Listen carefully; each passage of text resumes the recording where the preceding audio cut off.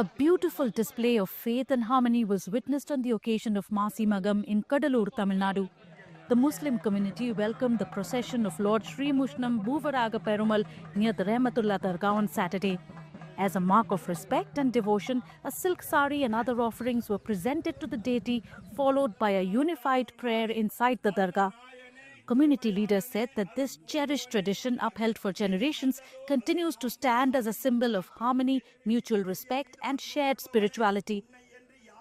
ஸ்ரீமுஷ்ணத்திலிருந்து எழுந்தடும் பெருமாள் பூவராக பெருமானுக்கு இங்கு கிள்ளை தர்கா சார்பிலே இன்று மாசிமக திருவிழா பூரண நட்சத்திரம் என்று எப்பொழுதும் வழக்கம் போல வாழையடி வாழையாக descendant by descendant lineage by லீனேஜாக நாங்கள் வரவேற்பு அளிப்பது நடந்து வந்து கொண்டிருக்கிறது. இது மத நல்லிணக்கத்துக்கும் சமூக நல்லிணக்கத்துக்கும் பெரிய எடுத்துக்காட்டாகும்.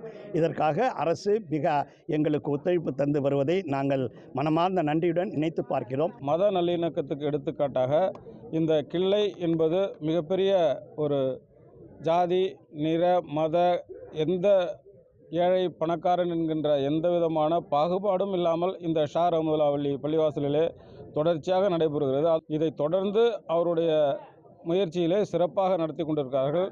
வரும் காலங்களிலே அவர் வாழையடி வாழையாக அவருடைய புதல்வர்களும் இதை தொடர்ந்து நடத்துவார்கள் என்கின்ற நம்பிக்கையோடு விடைபெறுகிறோம்.